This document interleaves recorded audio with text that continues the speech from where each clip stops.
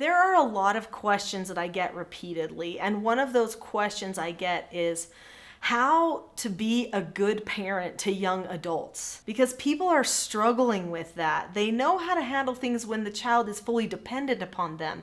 But what about when they're not?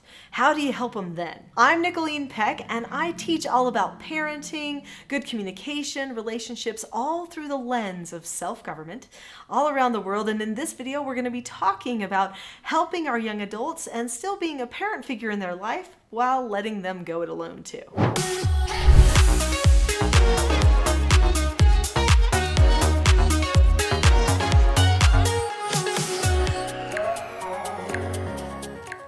I have 4 children, and my youngest one is 17. He is a senior in high school, so he is just getting ready to launch into adulthood himself, which means that all of my children are actually in the age range of young adult at this time.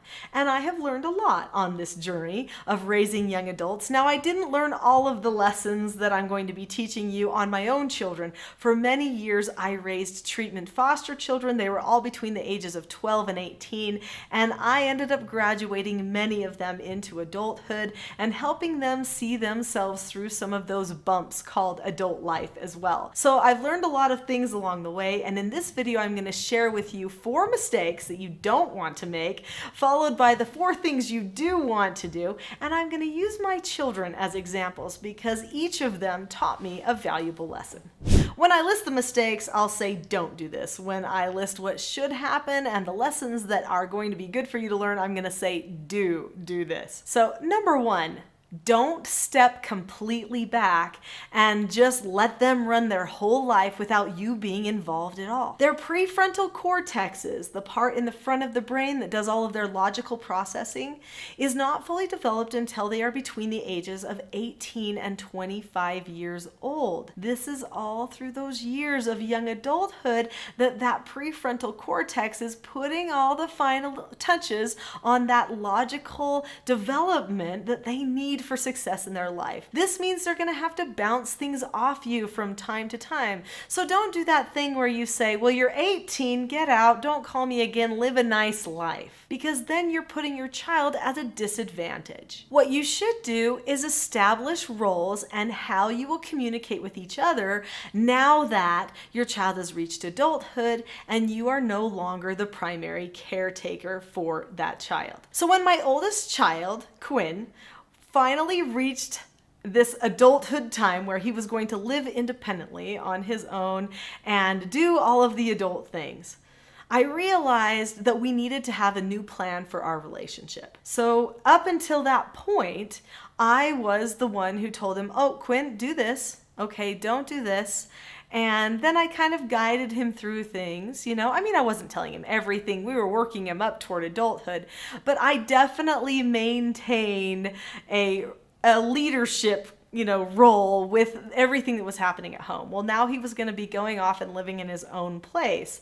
So he needed to know, obviously, that our roles had shifted, but I didn't want to take a full step back from his life. So we had a conversation one day. I remember I decided it was time for this conversation. I went to his work and I was waiting for him when he came out from work one night, and he was like, well, that's weird.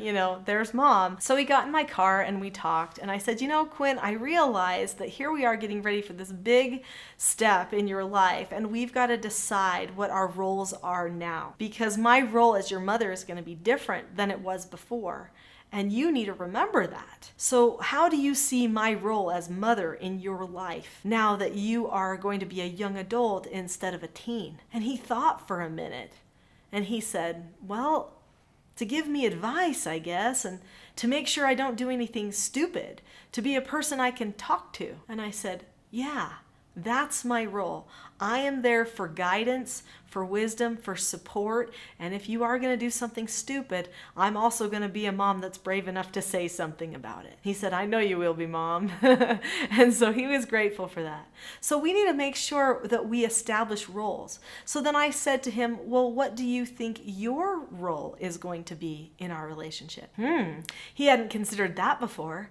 And he said, well, I guess my role now is that I'm going to be a little bit more like a friend, but I also need to be that type of friend that really respects you and listens to you and thinks of you as a valuable person in my life. So I guess my role is that now I'm example to all of my younger siblings, and I am now a person who communicates with you a little bit more like a friend. And I said, yeah, that sounds about right. So we talked about it and what that would look like for him in his life. And he ended up sitting down and having a conversation with his siblings about his role and my role and the changes and who he wanted to be for them. So he really adopted those roles and went the distance. Before I get to my next 3 lessons for you, hit that subscribe button and don't forget to click the notification bell as well so that you can make sure that you get more videos like this in your feed.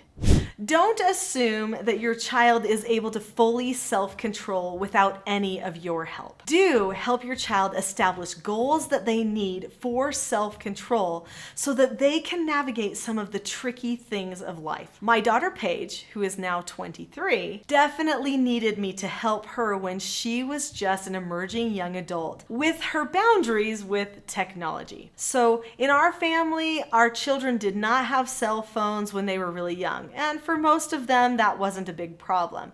Well, Paige got a cell phone when she was 18 years old, and she was doing pretty good at governing herself on it. But then as she hit college, things started to kind of spiral out of control a little bit, and she had to rein it in. She knew things were going wrong, and luckily we had established a pattern for goal setting. So all through the years when our children were growing up, we had special meetings with them that we called mentor meetings. And in the mentor meetings, we would talk to them about certain goals that they had, things that they were trying to overcome, areas of their life that they wanted to self-govern better. We continued to have this type of meeting with our children, but it was on a much more casual basis.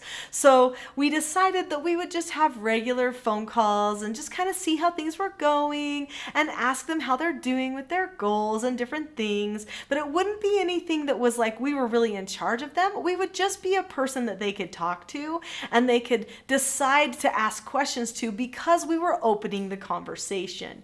So because Paige always was a goal setter in our home, she continued to set goals for herself, and this helped her definitely curb a little bit too much technology time, which she had for a little bit at her very beginning of her college career.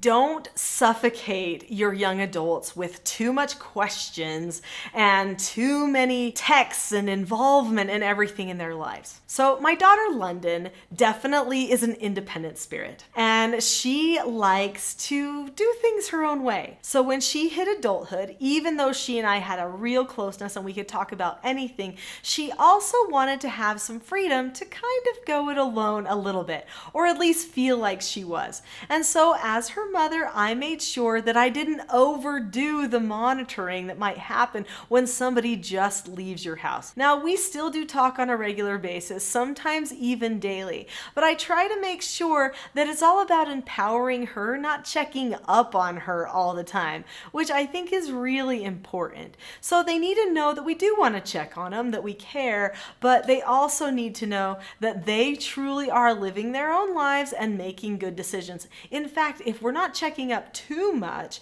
then they actually will share more things with us. Don't talk about all the fluffy stuff all the time. Do go deeper. So Porter, my last child at home, who is just getting to adulthood, in fact, in many ways, he behaves just like an adult. He is doing college work. He's enrolled in college, even though he's 17 years old. He has 3 jobs. He plays on sports teams, in clubs, as well as high school teams. He is going all the time, and he is really self-governing himself and his life. So truly, he does behave like a young adult normally behaves by taking so much responsibility for himself.